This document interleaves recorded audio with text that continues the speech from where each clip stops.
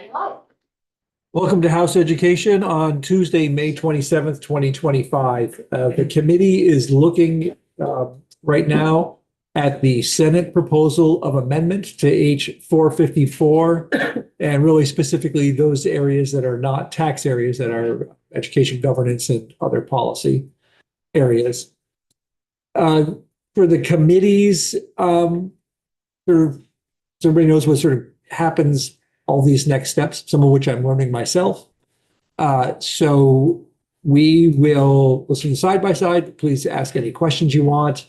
Then we will need to decide whether we want to move forward with a committee of conference.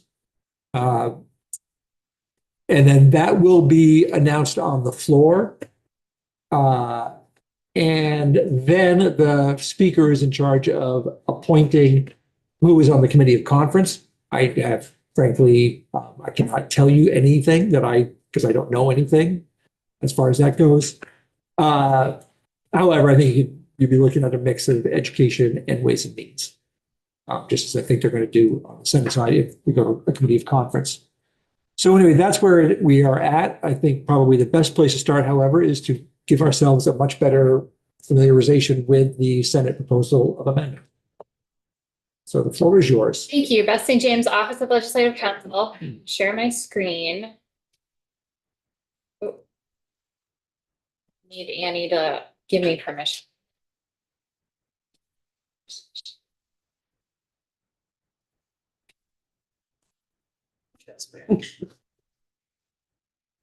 Strike all amendments. Yes, this is a strike all amendment. It is very similar to what you all passed. Very similar. Thanks. Right. So right away, I can tell you that this should not say education. I will, when this is all done, I'll correct this and send Annie an updated version to post, but this is the Senate proposal of amendment, not Senate education proposal of amendment. So what we're about to walk through has passed the Senate. This is a side-by-side of sections 1 through 33, which are the policy sections that I was responsible for drafting. I believe there is a side-by-side for the rest of the bill, and that is being walked through in Ways and Means right now, I think. So if you have any questions, please let me know. Okay, so on the left-hand side, we've got what passed the House, and on the right-hand side, we have what passed the Senate. Effective dates are in blue at the very beginning of each section heading. And then differences in the Senate proposal of amendment are highlighted in yellow. And if there was something I wanted to point out in the House language that was different, I used green. So the first piece I can point out is that there are no changes to the findings. They remain the same. The intent section remains the same, but the Senate removed 2 provisions. So everything that's not highlighted is the same. But the Senate removed enact student-centered updates to CTE funding, because what they've done is they've asked for, in a section that I will not be going over because it's embedded in the finance piece, they've asked for a report back with updated weights that include CTE weights. And then they removed the piece about beginning to create voting wards. You'll see there is a provision for how that's going to be addressed later on. But the rest of the intent section stays the same. So you all would be creating school districts next year. You'd be doing some work on CTE governance. You'd be making sure everything is in place for new school board member elections in March 2028, and then making sure everything is in place for new school districts to become operational on July 1, 2029. So that timeline remains the same. Section 2, Commission on the Future of Public Education. The Senate removed the 9 non-voting members and removed the subcommittee. They've created a separate, we're going to walk through it at section 3, they've created a separate redistricting task force. Otherwise, The only changes they made to your work on section 2, the Commission on the Future of Public Education, is they added 2 things to the commission's charge. One is how recommendations on how to maintain and improve community engagement and local decision-making with transitional and new school boards, and how to improve voter turnout for school elections throughout the creation and implementation of new school districts and a new school funding formula. And then an analysis of the impact of healthcare costs on the Ed Fund. And the analysis on the impact of healthcare costs on the Ed Fund has actually been a charge of the commission all along. It was just a part of the funding or finance bucket of their work that both you and the Senate struck. Remember this, the commission is now charged with just looking at state level governance. What's the role of AOE? What's the role of the State Board of Education? What does community voice look like when it comes to closing elementary schools? That language remains the same. And then they've added these 2 charges. They kept everything else the same, the date for the final report to you all, and the date that the commission would cease to exist, all the same. So in the Senate version, section 3 is the creation of the school district redistricting task force. And because it's a similar concept to the subcommittee, school district boundary subcommittee, I've plunked the language there, even though that language is in section 2 of the House version. So first big difference here is the membership. You'll remember that the House's version had 5 non-legislative members, which were retired superintendents, retired school business officers, and former school board members. And then 4 legislative appointees, 2 current members of the House, 2 current members of the Senate, right? Yes. The Senate version this is the makeup of the Senate version: the director of the Vermont Center for Geographic Information, the chair of the Vermont School Boards Association or designee, the secretary of education, the chair of the Vermont Superintendents Association or designee, the chair of the Vermont Association of Planning and Development Agencies or designee. 2 members appointed by the speaker. 1 member has to be a current member of the House, and 1 member can't be a current member of the House, but they do need to have expertise in education data analysis. 2 members appointed by the Senate Committee on Committees, very similar. 1 member has to be a member of the Senate.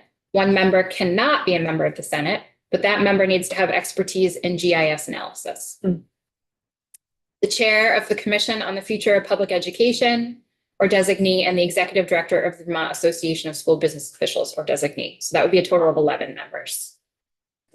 Go ahead, please. Yeah, jump in, everybody, because I'm kind of staring down here. So for clarity on this, it is supposed to be the chair of the Vermont Superintendents Association Yes. and executive director of the FASBO? Because I don't. This is what we have. Okay, so I just want to make sure that you understand that I don't think there is an executive director at FASBO. Folks can correct me if I'm wrong, but so I'm just pointing out that. Yeah. This is not usual.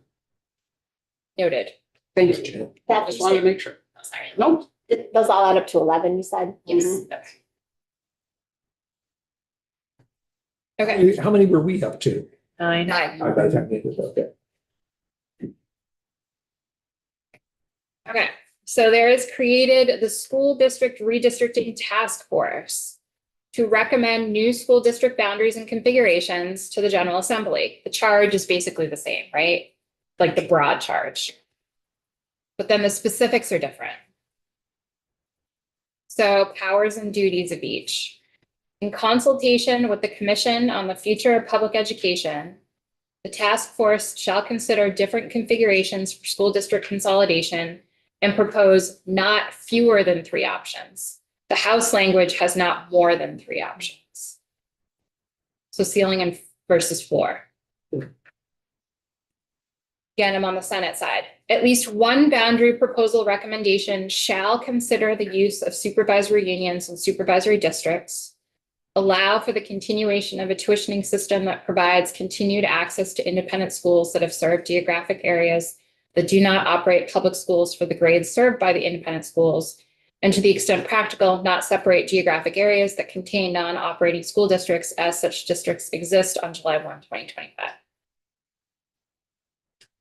Proposed new school districts in the Senate version would need to have not more than an average daily membership of 8,000 pre-K through grade 12 students. The similar language on the House side has a minimum daily membership of approximately 4,000 students. And then rather than blind you all and try and coordinate all this highlighting, I didn't highlight what the considerations are. They're very similar, but they are different. So let's just walk through them. So proposed new school districts shall also be, to the greatest extent possible, grand list and pupil count balanced, demographically equitable, logistically feasible, and create the least amount of disruption to students as possible. In creating the proposed districts, the task force shall consider current school district and town boundaries and other historic and current community connections, including access to regional services for students, such as designated agencies. That's very similar. You have something, let's see, over here. Very similar.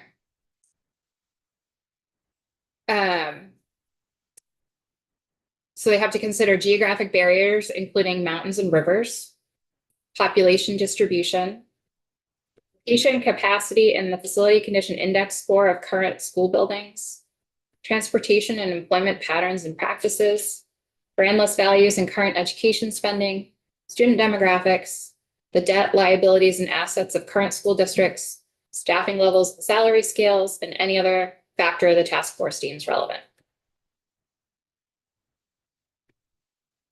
There's no mention on making recommendations for optimal location of schools in the Senate version. And because this is a standalone task force, there's no requirement that they provide updates to the commission, and there's nothing about owning their own work because they are their own body. The task force in the Senate version is required to have a public engagement process. They're required to hold not fewer than 2 public hearings to receive and consider feedback from members of the public regarding school district consolidation and proposed boundaries, and may coordinate with the Commission on the Future of Public Education's public engagement process to maximize public input regarding the development of the proposed new school district boundaries. The task force, similar to the House version, shall have the assistance of the Agency of Digital Services. And again, similar to the House version, the task force may also retain the services of 1 or more independent third parties. The House version has to provide facilitation and mediation services to the subcommittee. And then the Senate version is a little broader, just to provide contracted resources as the task force deems necessary. Both versions, the House and the Senate version, require a report and maps as the deliverables. House version is due December 1st. The Senate version would be due November 1st. Reporting back to all of the same groups.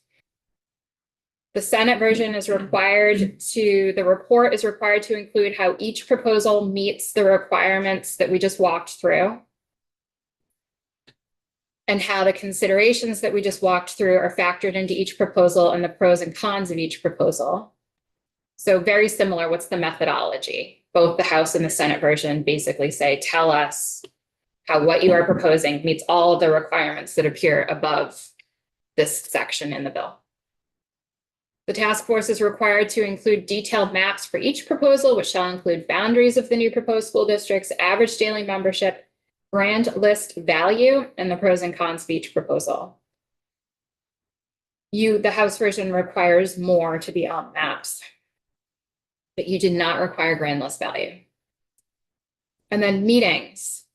The chair of the Vermont School Boards Association would call the first meeting of the task force to occur on or before July 15th of this year. The chair of the Vermont School Boards Association shall be the chair. Majority constitutes a quorum. The task force would cease to exist on May 31st, 2026. regular per diem, and then there's $100,000 appropriation that we'll need to fix where that appropriation is going to if this bill goes to a committee of conference. Should probably live with the office that is providing assistance, which is ADS. Any questions before I move on? Okay. Section 3A in the Senate version corresponds to the concept contained in section 2A of the House version. The House has the creation of a school district voting ward task force made up of a bunch of folks who would report back to you all on what voting wards might look like. And what the Senate did is they essentially allow school districts to figure this out themselves. So there's some definitions here. So the first definition is base amount, which is the base amount, the per pupil base amount. So the foundation amount, 15,033. Forming districts means all school districts, including union school districts that are located within the geographical boundaries of a new school district created by the General Assembly during the 2026 session prior to the operational date of the new school district. New school district means a larger consolidated school district created by the General Assembly during the 2026 session. New school district board means the elected school board of a new school district. An operational date means the date on which the new school district will assume full and sole responsibility for the education of all resident students in the grades for which is organized. Creation of transitional boards. On or before July 1, 2027, a transitional school board shall be formed for each new school district created by the General Assembly in 2026. That new board is going to be composed of the chair of each school board from each of the forming districts as those school boards existed on December 31st, 2026. Provided, however, that by majority vote of the board of a forming district, they may designate another board member to serve on the transitional board instead of the chair. This is very similar to what happened in Act 46 with the school districts that were formed by order of the State Board of Education. Initial meeting of the transitional board. The superintendent of the supervisory union with the forming district with the highest average daily membership shall convene the first meeting of the transitional board to occur not later than 14 days after the organizational meeting of the new school district. The agenda for the first meeting of the transitional board shall include the election by the transitional board members of their chair and their clerk. And then what duties and authority does the transitional board have? Basically everything that the new school district board is going to have, along with the specific authority you're about to grant them. So during the period of its existence, the transitional board shall serve as the new district school board and shall perform all functions required of and have all authority granted to the transitional board and the new school district board, including they've got to start working on an initial budget for the new school district. And this is the big one. Following the principles of apportionment, followed by the legislative apportionment board, create voting districts within each new school district that are compact, contiguous, and drawn to achieve substantially equal weighting of votes, and that meet the requirements of applicable state and federal law, to allow for initial elections of the new school district board members to occur in March 2028.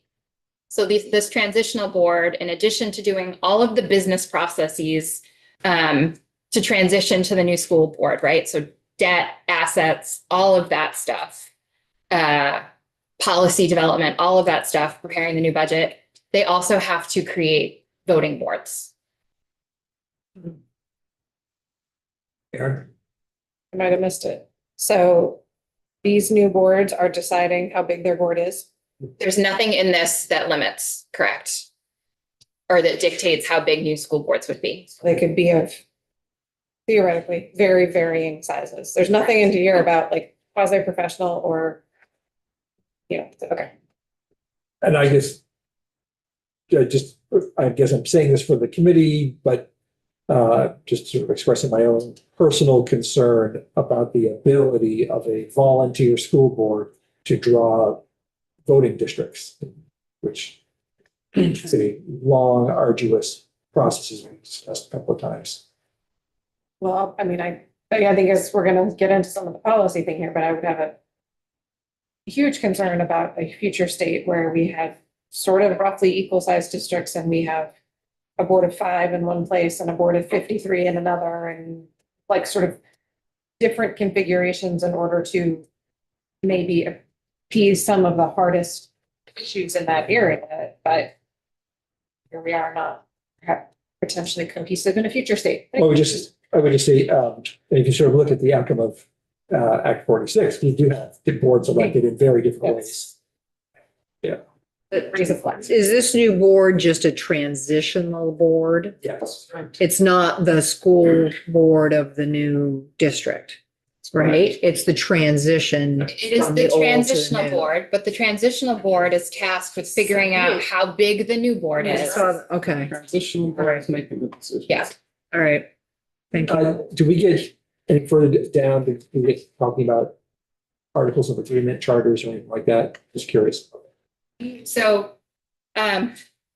forget articles of agreement exist. Okay. I hear you all mention that one more time, I will run screaming from the room. Well, this is using Make a note. essentially Our charter, yes. an Act 46 method. I didn't know if it said anything about, and they will, because if they design a future state school board, somebody has to vote on that, don't they? To say that we agree that this is how our school board should work.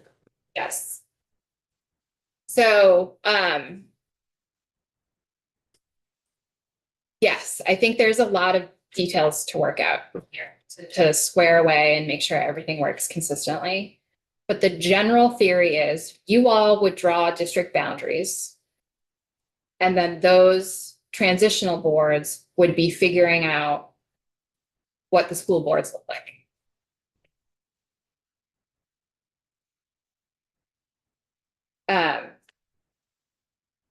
Should you continue with that discretion, like if that's what passes, then as you are creating school districts next year, there will be some things you're going to put into law permanently and some things you're not, depending on what powers you're giving to this transitional board.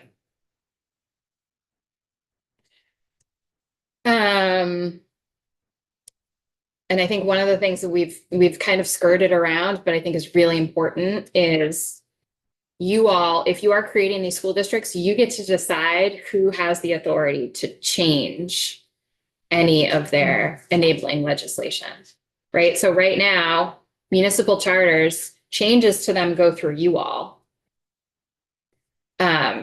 You can use the same process for school districts. You can use a similar process and create some differences. You can use a completely different process, right? That'll be a part of what you have to decide next year. And I say that just to say this legislation right now is requiring proportional representation on school boards. If you give school districts the ability to change some things, including their representation model, that could mean school boards could go to a different representation model, but how they get there will be up to you. Does that change have to come through you? Do you have to approve it? Are there some things that don't require legislative approval? Okay.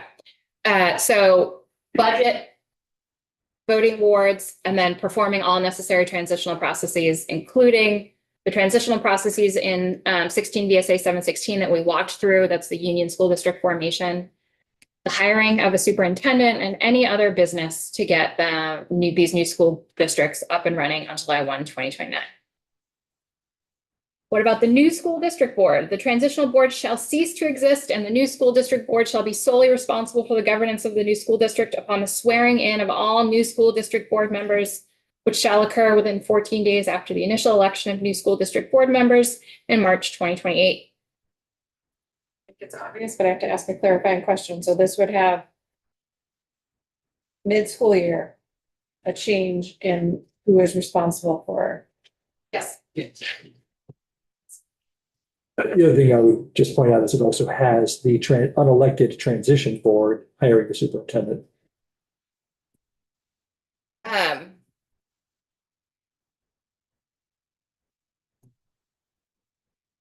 Remember, the new school district is not responsible for the education of its students yet.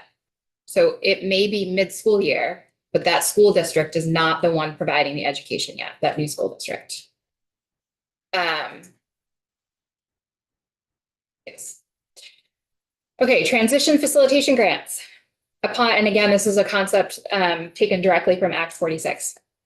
Upon notice of formation of a transitional school board, the Secretary of Education shall pay the transitional school board of each new school district a transition facilitation grant from the Ed Fund equal to the lesser of 5% of the base amount, which is that $15,033, multiplied by the greater of either the combined enrollment or the average daily membership of the forming districts on October 1st, 2026, or $250,000, whichever's less.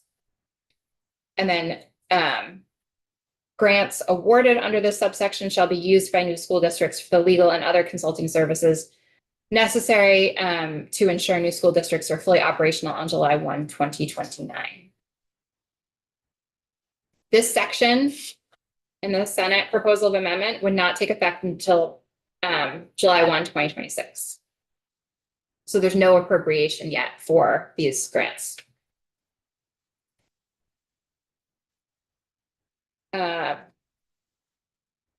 Senate Section 4, which was your Section 3, is a piece of intent language that there were no changes. Education quality standards section, class size minimums. The Senate proposal of amendment keeps class size minimums. They're just slightly different. So the House version, class size minimums for K alone, for kindergarten alone, is 12. The Senate has kindergarten and first grade at 10. The House version has class size minimums for grades 1 through 4 at 15. The Senate proposal of amendment has grades 2 through 5 at 12. The House proposal of amendment has grades 5 through 12 at 18. And the Senate proposal of amendment breaks up that chunk of grades into two. So grades 6 through 8 would be 15 and 9 through 12 would be 18. Multi-age classrooms, the exemptions are all the same. The waiver process is the same. State board action is the same with 2 exceptions.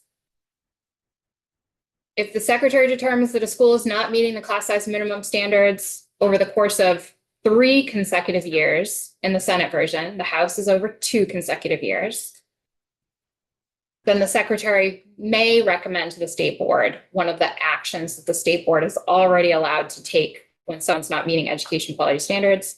The House has it as a shall. Failure to comply with education quality standards, no change. Section 7 in the Senate proposal of amendment, State Board of Education rules report. The only changes here are taking things out.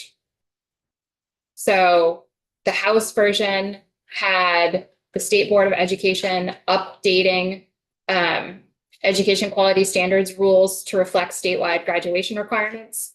There are no statewide graduation requirements in the Senate version, so that language is removed. And let's see. That's the big one. So they're still required to update rules related to class size minimums for both public and independent schools. And that report about being small by necessity is the same. The Senate did remove the language related to the intent language related to school size.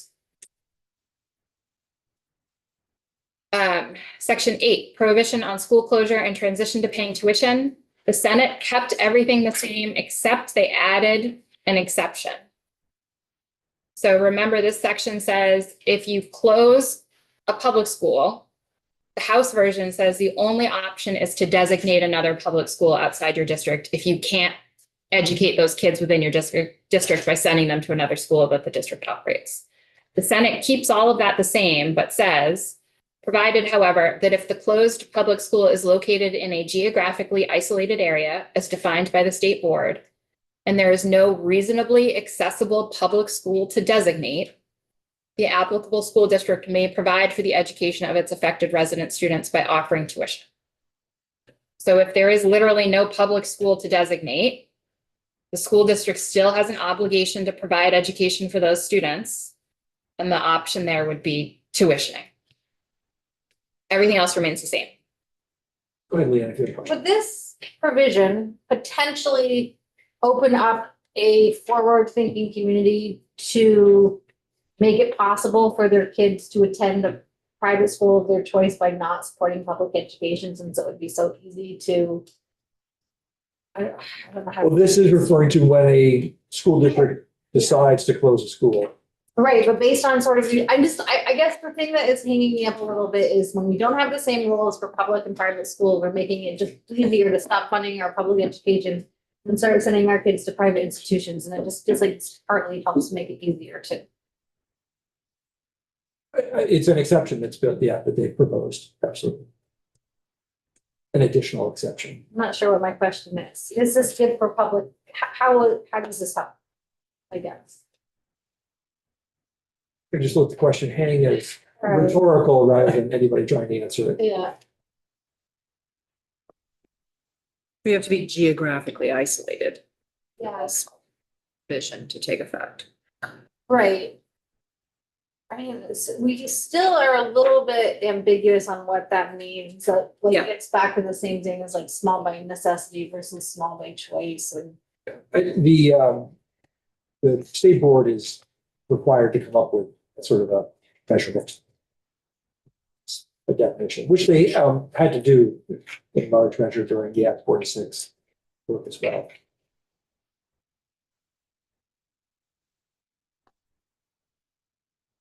We still have it in here that the public schools are required to meet the same like minimum student numbers as that the private schools are. Yes. Okay, that is also, okay, We're not there yet, though. okay. School construction, no changes. It's more of a statement. So the only part of the bill that's untouched and was perfect was the part that Chris and I worked on over the summer. So is there a question? In the No. future, should Okay. you designate some big work to Chris and I in the summer and we'll figure it out? No changes. We're gonna skip all of school construction. I didn't even update these section numbers. Been a long few days. So we're gonna jump to section 18 in both bills. Tuition to approved schools, section 828 and title 16. The House version, in order to be an approved independent school that qualifies for public tuition, had to be located in Vermont, has to already be an approved independent school, has to have had 51% of its student enrollment in the 24-25 school year attending on a tuition basis, and complies with class size minimums. The Senate version keeps it requirement that it's an in-state located in Vermont school, currently approved. They add the requirement that the school is located within either a supervisory district that does not operate a public school for some or all grades as of July 1, 2024, or a supervisory union within one or more member school districts that does not operate a public school for some or more grades as of July 1, 2024. The Senate lowered the percentage of publicly tuitioned students from 51% to 25%, and they changed the school year that you are looking at from 2024-2025 to the 2023-2024 school year. The Senate keeps the requirement that approved independent schools require or they're required to comply with class size minimums, the same as public schools, if they want to be eligible for public tuition. And then the Senate kept everything else the same. So you can tuition to an out-of-state public school, but not an out-of-state independent school in both versions. And then therapeutic schools remain the same as a carve out with the definition.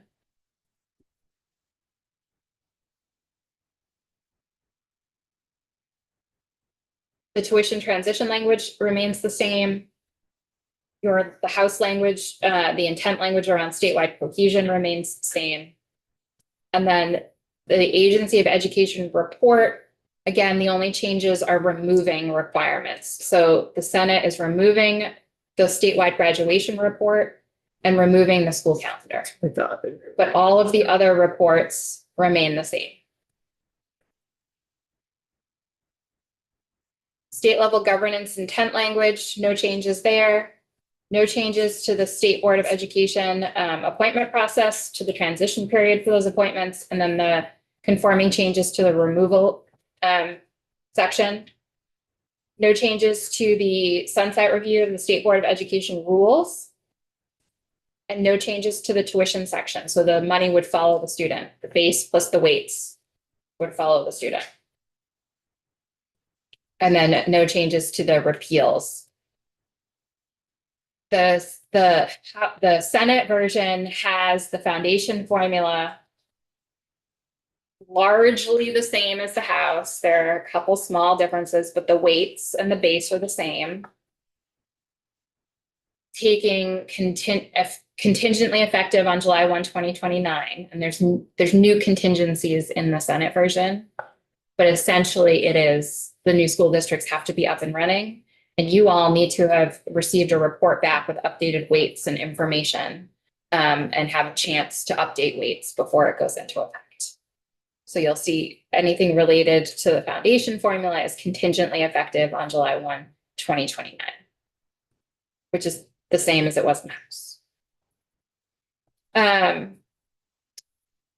Adult education language, adult education funding language, the Senate removed that traveled in the budget. The State of Special Education Delivery Report from AOE, no changes. The strategic plan, no changes. The position for the strategic plan, no changes. And then the last two pieces that I was responsible for that the Senate added was work done by Senate appropriations related to the $4 million request that AOE made of you all. So section 32, the sum of $3,517 is appropriated from the general fund to AOE in fiscal year 2026 to support education transformation work as follows. $200,000 to support school boards transitioning to new governance models. $562,500 for positions established in the next section, and $2,637,500 for contracted services to support school districts with administrative activities related to consolidation, including accounting, budget, and operational practice, and to support education quality activities, including the alignment of curricula, instructional materials, and teaching activities. If this bill goes to a committee of conference, we're going to have to make sure the math works. My understanding is that $4 million is supposed to capture every appropriation in this bill that's not otherwise accounted for somewhere. That's why it's not 4,000, right? Or 4 million right here. Okay. So like the consultant pieces, and there are a couple other reporting requirements later on in the finance section that require appropriations. They should all add up to 4 million. Okay. So the idea here is that currently that 4 million is in the budget. It is not necessarily divided up how it is to be spent. The Senate proposal of amendment has a number of expenses that they put in there, all designated to come out of that 4 million. Yes. And then the last piece is this section, you'll see there's appropriations for positions. These are the positions. The general fund appropriation, section 32 of this actual fund 5, limited service classified positions taken from the position pool. Pool positions shall be used to establish the following limited service classified positions at AOE in fiscal year 2026 to support education transformation work. 1 business operations support specialist, 1 data integration support specialist, 1 curriculum and education quality standards integration specialist, 1 learning and teaching integration specialist, and 1 school facilities field support specialist. And that is it for the policy section. Question, what is limited service position?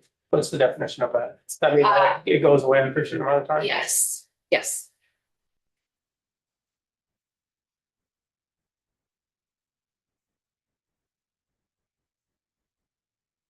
All right, happy to, I think you've sort of done your part. Trying to think of on the other, within the Ways and Means proposal, if there are,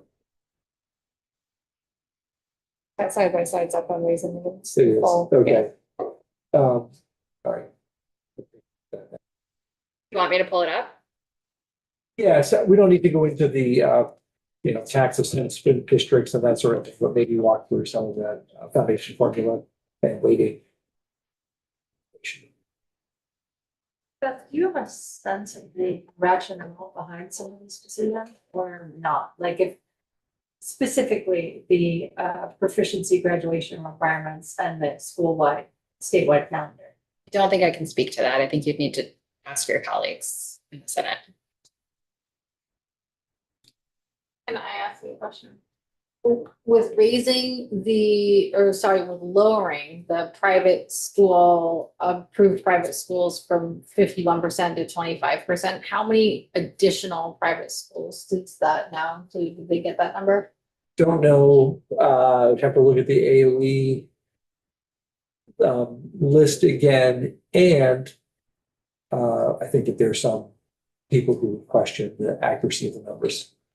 Okay, I guess the two things I'd be interested in knowing is what. How many What the- schools would include, and I guess it would be hard to figure out how much money it would take between public schools without knowing how many kids would take advantage of that option. Right?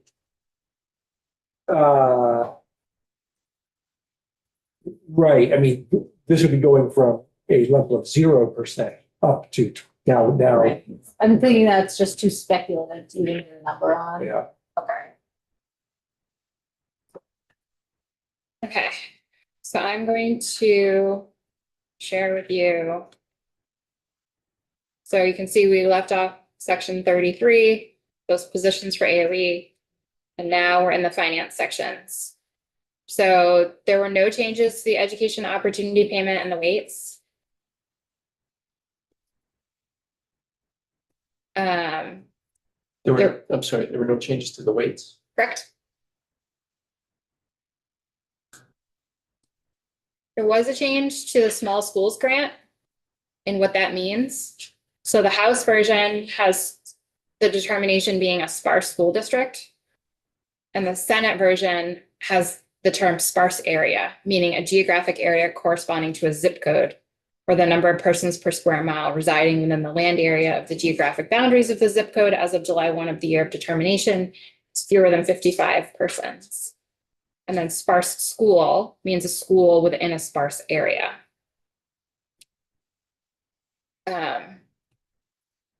And then just some conforming language changes here. So sparsity support grant in the House is to paid to each sparse school district in an amount determined by multiplying the 2-year average enrollment of each public school in the school district by that number.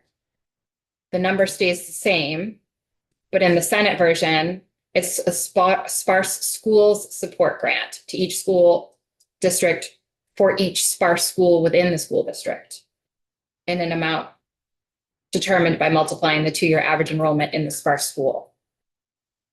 So the sparsity support grant on the House side would be for the whole district, even if you had a very geographically dense area in that sparse district. And the Senate version has the sparse school support grant focused on schools that are located specifically in the sparse area itself. Based on zip code. Yes. And I believe that this is part of the report back to you all is, did we get this right? Like what should we be doing for sparsity? No changes to the ed fund section. No changes to, let's see, no changes. The report back you were just talking I'm about gonna find it. it would be before this stuff would take Yep. effect. Okay. Find it. Okay, so no changes till we get to section 45A. There's no similar provision in the House version. In the Senate version, they are requiring the Joint Fiscal Office to contract with a contractor with expertise in Vermont's education funding system to develop a cost factor foundation formula for Vermont's education system that includes tiered weights for CTE, English learners, and special education, and any other weights determined to be empirically necessary for an adequate and equitable education. The contractor shall recommend suitable geographic measures for determining sparsity within the foundation formula and shall specifically address the effects of using zip code as a geographic measure. The report shall include a detailed explanation of the analysis of the work done to arrive at the recommended weights and whether it costs more to educate a secondary student than an elementary student in Vermont. The contractor shall submit the foundation formula and analysis of geographic measures to the various committees on or before December 1st, 2026. And then there's an appropriation for that work. That's about the 4 million. That's coming out of the 4 million, yes. And then part of the contingency is you all getting this report. Part of the contingency of the foundation formula taking effect is you all getting this report and having an opportunity, and it's not you all, it will be the legislature, the next biennium, having an opportunity to amend the weights as they see fit. You don't need anyone to tell you you can do that because you can already do that. But the contingency is specific on receipt of this report. So if something happens and you don't get this report until 2030, then technically that contingency hasn't been met and the foundation formula is not going to go into effect. The Senate had quite a bit of transition language. So in fiscal years 2030, 2031, 2032, and 2033, so that's the first 4 years of the foundation formula, the educational opportunity payment for a school district will equal the educational opportunity payment plus a yearly adjustment equal to, in fiscal year 2030, the transition gap multiplied by 0.8, so 80%. So, and I'm not the right person to walk you through what this actually means, but if your educational opportunity payment is X, as calculated under law, then in 2030, you're going to multiply that by 0.8, and that's what you get. And then 0.6, 0.4, 0.2 to kind of titrate you to what you will be eventually getting. Not the educational opportunity grant, but the gap between. Sorry, yes, the gap between, yes, sorry. We're basically going to defund all schools. Yeah. Thank you. The transition gap. And the transition gap is defined here as the amount, whether positive or negative, that results from subtracting the school district's educational opportunity payment from the school district's education spending in fiscal year 2028 as adjusted for inflation. So if you're going to get a whole bunch more money, we're going to give you just a little bit less so that you're not having to deal with that, and then a little bit more, and then vice versa. If you're going to get a whole lot less, well, then you'll get a little bit more, a little bit more, a little bit more until you get to that, what you're getting less. Could I just ask a timeline question? These districts won't be, I guess they would be operational. In other words, you have to sort of do the sum total of what you quote get from forming districts, add all that up. That would be sort of the baseline FY28 comparison number. Does it say all of that in there? What's it all? Yes, the definition of transition gap. Okay.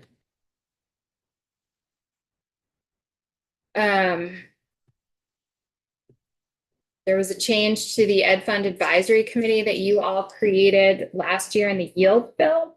Instead of starting this summer, it'll start 2027. Technically on or before, but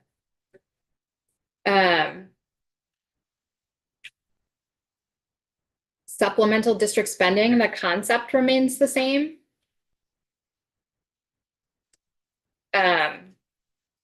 But the definition means the spending of the voters of a school district, that the voters of a school district approve in excess of the school district's educational opportunity payment for the fiscal year, provided that the voters of a school district other than an interstate school district shall not approve spending in excess of 10% of the product of the base amount and the school district's long-term membership. I don't know what that means. Sorry. There were quite a bit of changes related to a uniform homestead tax rate versus the Senate took out all the different categories that the House put in for property classifications. And so there were a bunch of conforming changes. You'll see homestead or non-homestead. Over on the House side, you'll see different terms used. So essentially what the Senate did is take it back to current law. Then the House had the Commissioner of Taxes making certain determinations related to education funding. And the Senate moved that back to the Secretary of Education. I believe that was a recommendation from the tax department that it would be, AOE would be better suited to make whatever these changes are. Again, changed back to non-homestead homestead versus what the House did. Let's see.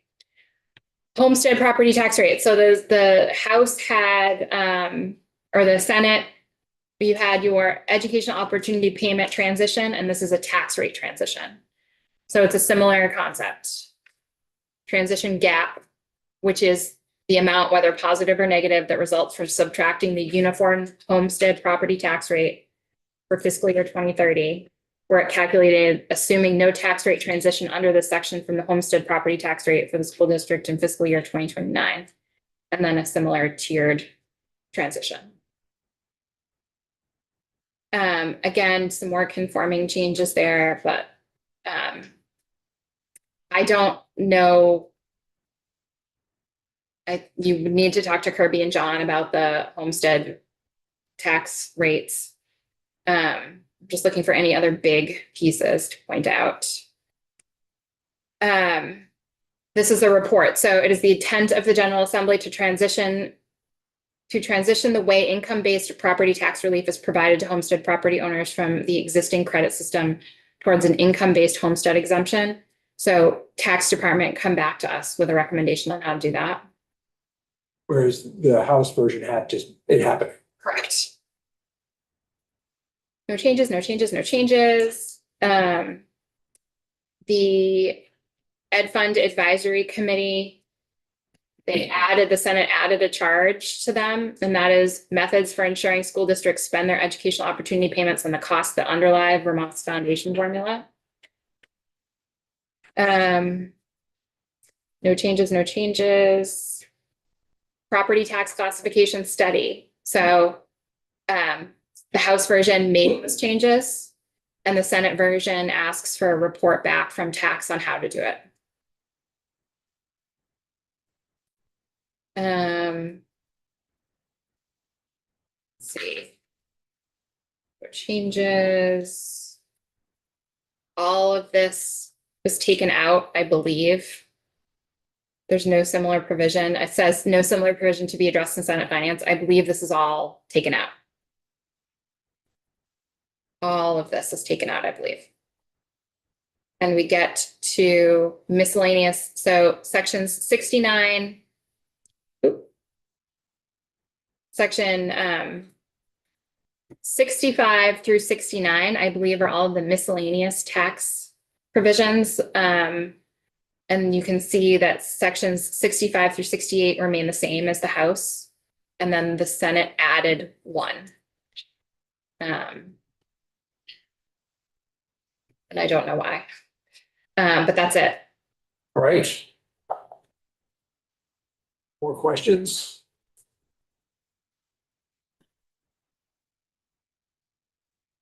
The time, this, from what I'm seeing here, it looks like 2030 is when the foundation formula is put into place. 29, fiscal year 2030. And is that similar, remind me, similar timeline from what we had? Same timeline, and both versions, it's contingent on certain things taking up. Right, okay.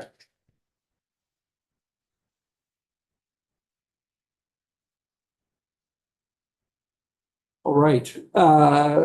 So the question that, so we need to go to the floor with recommendation. We have another committee looking at another part of this, so that needs to be taken into account. And I'll just say that this was very helpful. Thank you. There are parts of this that I hadn't sort of really taken a good look at, which concerned me. I think the amount of power that their proposal would give to an unelected transitional board is something that I'm personally not in favor of.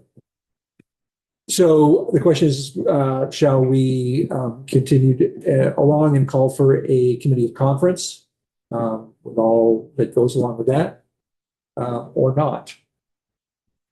Yes, Just to clarify, so if we do not, is there our other option to concur? that would be the other. We either going to concur or committee. There's always we could also, Sit it we right could there and further amend it. further amend it. You know, We know all our options. yes, yeah. Committee of conference, general at this late date is often the most efficient way I to. assume that's kind of where we fix it, but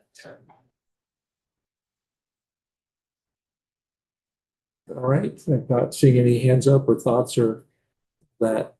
So let's just straw poll it. All those in favor of calling for a committee of conference, hands up.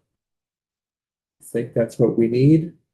Great. Before we tell Beth she can leave, any further questions for Beth? I will just note, Ezra is here from JFO. If you have questions about the finance sections, then I am incapable of answering for you. Anybody want to take advantage of that? Or is everybody's brains a little tired? Okay, we'll hold there. We will, Ezra, do you want to say anything? Thank you, Chair. Ezra Holben, Joint Fiscal Office. I just wanted to circle back to one of the sections Beth was reading through and, about the supplemental district spending, just to add a little clarity to, when they're talking about the product of this. So what the main difference here is you'll see that in the House version, the term they use is education opportunity payment, which when we're talking about the foundation formula should include your weights versus the Senate version. It says here the base and the long-term membership. So that would not include weighted. Just want to point out that's the difference there. So it would, all else being equal, be a smaller dollar amount because your membership should be less than your long-term weighted membership. Okay, so this would be if we were to move forward with some way for a new school district to spend more than their foundation formula, known as supplemental district spending. Our version includes the weights in the calculation, and the Senate version does not include the weights in the calculation of how much you could possibly spend more. That'd be a way to say it. Yes, because the real change here is your version used at EOP, and their version, the Senate's version, is just saying long-term membership with no mention of. So Got it. Yeah. Maybe I got lost in the woods somewhere, but I thought it had something to do with Grandma's value of the lowest Grandma's value of all districts. Was that early on? No, that's absolutely. So I don't know if you heard that. Is how much you can spend as a supplemental district spending still based on sort of the low grand list district versus the high grand list district? taxing. Yeah, so from what I recall from this, and I would have to double check, so the grand list value is for how much you're able to raise, not necessarily the same as the 10%. So I think the idea was that all the districts would have the same taxing, like, so you would peg it to like your lowest or your mean, whichever one your version you're looking at, and it would be, so both districts are able to tax, just say, put 1 penny on their tax rate, but when the larger district, larger by property value, raises more, that extra money, I believe, would be scooped up into the reserve. Right. But I believe the idea is all the districts have the opportunity of that 10%. However, the idea is to try and equalize that taxing capacity, because if you have X property value bigger than Y property value, you wouldn't want that disparity. Right. That's how I read it. This, you may have gone over it very quickly, and I did, and I missed it. This still includes the special education study on both Yes. versions? Yes. Unchanged.